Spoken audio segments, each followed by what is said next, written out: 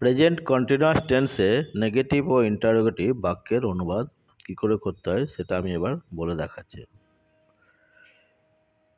Negative সেন্টেন্সটা present continuous টেন্সে negative বাক্য অনুবাদ করতে হলে বি ভার্ব ও প্রধান ভার্ব এর মাঝখানে নট বসাতে হয়। যেমন আমি খেলিতেছি না, আই অ্যাম নট প্লেয়িং। যদি এখানে বলা থাকতো যে আমি খেলিতেছি, তাহলে কি করতে, আই অ্যাম প্লেয়িং, তাই তো। আইটা সাবজেক্ট হতো, অ্যামটা অক্সিলারি ভার্ব, আর প্লেয়িংটা মেন ভার্ব। কিন্তু এখানে বলেছে আই অ্যাম নট প্লেয়িং, তখন কি হবে, এই যে অক্সিলারি ভার্ব যেটা দেখছো অ্যাম, এরপরে নটটা বসে যাবে, আই অ্যাম নট প্লেয়িং। বুঝা গেল? অর্থাৎ বি ভার্ব বা auxiliary verb, am is are main verb, এই দুটোর মাঝখানে নটটা ঢুকে যাবে। ঠিক তেমনি যদি বলি তোমরা হাসিতেছো, তখন কি করবে, ইউ আর লাফিং। কিন্তু তোমরা হাসিতেছো না যখন বলা থাকবে, ইউ আর নট লাফিং, না আর এর পরে নটটা বসে যাচ্ছে। ঠিক আছে? তো এইভাবেই আমরা প্রেজেন্ট কন্টিনিউয়াস টেন্সে যে নেগেটিভ বা ইন্টারোগেটিভ সেন্টেন্সটা হবে সেটা এই চ্যাপ্টারে প্র্যাকটিস করব। এতক্ষণ পর্যন্ত আমরা প্রেজেন্ট কন্টিনিউয়াস টেন্সে অ্যাফার্মেটিভ সেন্টেন্সটা করে এলাম, হ্যাঁ বাচক বা স্টেটমেন্ট সেন্টেন্সটা।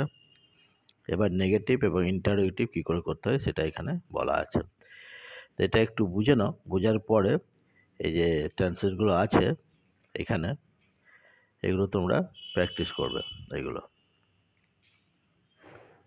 তার আগে আমি চ্যাপ্টারটা আরম্ভ হচ্ছে, তো আমি ইন্ট্রোডাকশনে এটা একটু বলে দিই।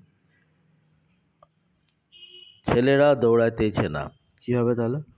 বলা থাকতো যদি ছেলেরা দৌড়াতেছে তাহলে কি করতে, বয়েজ আর রানিং, তাই তো। নিয়ম সে একই, সাবজেক্ট হতো অক্সিলারি ভার্ব আর মেন ভার্বের সঙ্গে আইএনজি যোগ হতো, বয়েজ আর রানিং। কিন্তু বলেছে ছেলেরা দৌড়াইতেছে না, তখন কি হবে, বয়েজ আর নট রানিং। দেখো অ্যাম এর পরে নটগুলো ঢুকছে, অ্যাম ইজ আর, তারপরে নটগুলো ঢুকছে, এখানে আর এর পরে ঢুকেছে। তো আমি লাস্ট দিনে বলেছিলাম আগে ভিডিওটা করার পর যে এই চ্যাপ্টারটা তোমরা একটু দেখে রাখবে, আমি পরের দিন বুঝিয়ে দিব। তো আজকে আমি একটু ডিটেলস আলোচনা করছি। যাদের কাছে বইটা আছে 73 পাতা, এই বইটা পড়ে নেবে। আর যাদের কাছে নাই তারা আমার ভিডিওটা দেখে বুঝে পরেরগুলো প্র্যাকটিস করবে। তো তার আগে সকলকে আমি আমার রণধীরাম youtube.com চ্যানেলে স্বাগত জানাই। আমি পড়াচ্ছি ডাফার ডেটা ট্রান্সলেশন বই থেকে বেঙ্গলি টু ইংলিশ ট্রান্সলেশন, আর তোমরা দেখছো ইংলিশ লার্নিং ক্লাস। যারা নতুন চ্যানেলটি আমার দেখছেন তাদের কাছে একটা অনুরোধ রাখবো যে আমার চ্যানেলটি সাবস্ক্রাইব করে রাখবেন। তাহলে এইভাবে আমি বাংলা থেকে ইংরেজি অনুবাদের মাধ্যমে ইংরেজি শেখাই, এবং গ্রামারটাও যখন যে চ্যাপ্টার আসে তার আগে আমি আলোচনা করে দিই, তার জন্য আলাদা করে গ্রামারের জন্য সময় দিতে হয় না। তো দেখুন এরপরে লেখা আছে ইন্টারোগেটিভ সেন্টেন্স, এটা নেগেটিভ হলো নাবাচক, এবার প্রশ্নসূচক ইন্টারোগেটিভ। প্রেজেন্ট কন্টিনিউয়াস টেন্সে ইন্টারোগেটিভ বাক্যের অনুবাদ করতে হবে প্রথমে বি ভার্ব, তারপরে সাবজেক্ট, তারপরে প্রধান ভার্ব, এর সঙ্গে আইএনজি যুক্ত করে লিখতে হবে। তো সেটা কিভাবে দেখো, এখানে বলছে সে কি দৌড়াইতেছে, ইজ হি রানিং, এটাকে এইভাবে বোঝো। যদি বলা থাকতো সে দৌড়াইতেছে, তখন কি করতে, হি ইজ রানিং, সাবজেক্ট হতো অক্সিলারি ভার্ব, মেন ভার্বের সঙ্গে আইএনজি যুক্ত হতো, তাই তো। সে দৌড়াইতেছে বললে কি করতে, হি ইজ রানিং। কিন্তু এখানে বলেছে সে কি দৌড়াইতেছে, মানে জিজ্ঞেস করছে, তখন কি করবে, এই হি এর আগে ইজটা দিয়ে দিবে, ইজ হি রানিং। সে দৌড়াইতেছে, হি ইজ রানিং। এবার সে কি দৌড়াইতেছে, তখন ইজ হি রানিং, মানে হি এর আগে ইজটা হবে। আমরা চিন্তা করিতেছি, আমরা কি চিন্তা করিতেছি, যদি বলা থাকতো আমরা চিন্তা করিতেছি, তখন কি হতো, we are thinking, subject auxiliary verb main verb হতো, তাই তো, উই আর থিঙ্কিং। কিন্তু এখানে বলেছে আমরা কি চিন্তা করছি, তখন আরটা আগে চলে আসবে, আর উই থিঙ্কিং। তাহারা কি আসিতেছে, আর দে কামিং। এখানে যদি বলা থাকতো তাহারা আসিতেছে, তখন কি করতে, দে আর কামিং, তাই তো। কিন্তু জিজ্ঞেস করছে যে তাহারা কি আসিতেছে, তখন এই আরটা আগে চলে আসবে, আর দে কামিং। মানে প্রশ্নসূচক থাকলে অক্সিলিয়ারি ভার্বটা আগে চলে আসছে। যেখানে যা অক্সিলিয়ারি ইজ থাকলে ইজটা আগে, আর থাকলে আরটা আগে, অ্যাম থাকলে অ্যামটা আগে। যদি বলতাম যে আমি পড়িতেছি, আই অ্যাম রিডিং। যদি বলতো যে আমি কি পড়িতেছি, অ্যাম আই রিডিং। দেখো, বুঝা গেল? আমি পড়িতেছি, আই অ্যাম রিডিং। আমি কি পড়িতেছি, অ্যাম আই রিডিং। তো যেখানে যা অক্সিলিয়ারি ভার্ব থাকবে সেই অক্সিলিয়ারি ভার্বটা আগে চলে আসবে। কখন? না তো ইন্টারোগেটিভ সেন্টেন্সের ক্ষেত্রে। বুঝা গেল? এবার এইভাবেই এইগুলো প্র্যাকটিস করবে। আমি বলেছি যে শুধু মুখস্থ করলে কিন্তু হবে না, প্র্যাকটিসটা করতে হবে ডেইলি। আবার দেখো, ইন্টারোগেটিভ বাক্যগুলোকে যদি নেগেটিভ হলে দুটি কথা মনে রাখতে হবে। সাবজেক্ট যদি নাউন হয় তাহলে তার আগে নট বসবে, আর সাবজেক্ট যদি প্রোনাউন হয় তাহলে তারপরে নট বসবে। যেমন দেখো, এখানে বলা আছে ছেলেগুলি কি খেলছে না। যদি বলা থাকতো ছেলেগুলি খেলছে না, তখন কি করতে? The boys are not playing. The boys are not playing, কিন্তু এখানে প্রশ্ন করেছে ছেলেগুলি কি খেলতেছে না, তখন কি হবে? Are not the boys playing. দেখো, বয়েজটা সাবজেক্ট কি এখানে? বয়েজ, আর এবং এটা নাউন। তো নাউন যদি, সাবজেক্ট যদি নাউন হয় তার আগে নটটা চলে আসবে। তো বয়েজ এই সাবজেক্টটা নাউন, সেজন্য তার আগে নট বসেছে। Are not the boys playing. তুমি কি খেলিতেছো না, এখানে সাবজেক্ট কে?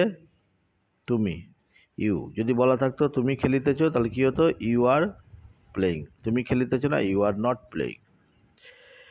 এবার তুমি কি খেলিতেছো না প্রশ্ন করেছে, তখন কি হবে? আরটা আগে চলে যাবে। Are you not playing. বোঝা গেল? তার মানে সাবজেক্ট যদি প্রোনাউন হয়, নট হবে তারপরে। এখানে দেখো প্রোনাউন, সেজন্য তারপরে নট হচ্ছে। এখানে দেখো নাউন, তার আগে হয়েছে। একটা মনে রাখবে যে সাবজেক্ট যদি প্রোনাউন হয় তাহলে তারপরে নট বসবে প্রশ্নসূচকের ক্ষেত্রে। ঠিক আছে, একবার পড়ে নেবে, তারপরে এগুলো প্র্যাকটিস করবে।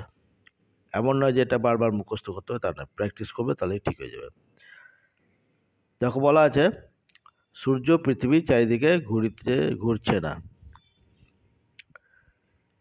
তাহলে সাবজেক্টকে সূর্য, দা সান দিলাম। এবার অক্সিলিয়ারি ভার্ব দিতে হবে ইজ। এবার না বলেছে সে, not. The sun is not. Main verb কি? ঘোড়া ইংরেজি কি? Move, moving. The sun is not moving. সূর্য ঘুরছে না। কোথায় ঘুরছে না? পৃথিবীর চারিদিকে, রাউন্ড দ্য আর্থ। ক্লিয়ার?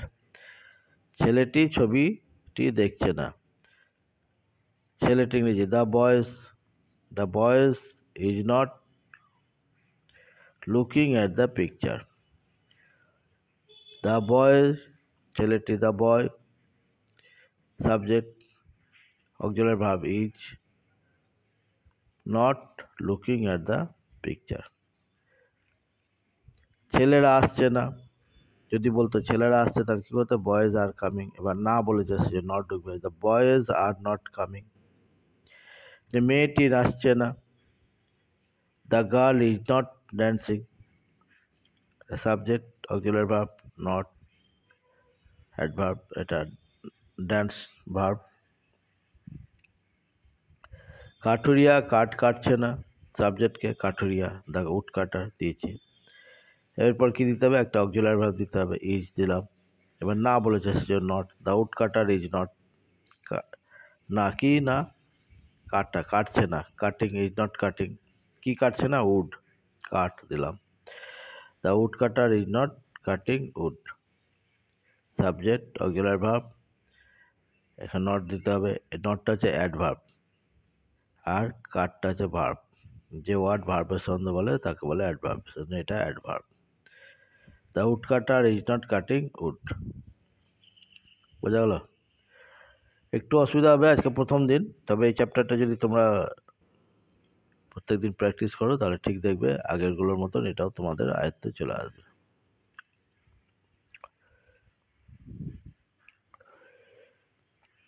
নিয়ম সে একই, প্রেজেন্ট আগে দেখে নিতে হবে কাজটা কখন হচ্ছে বা হচ্ছে না।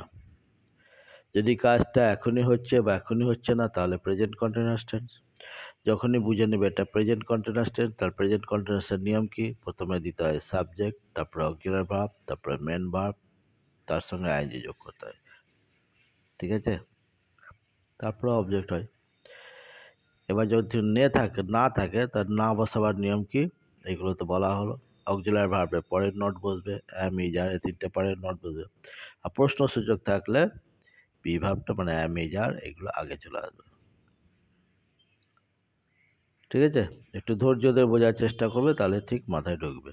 ওকে, থ্যাংক ইউ।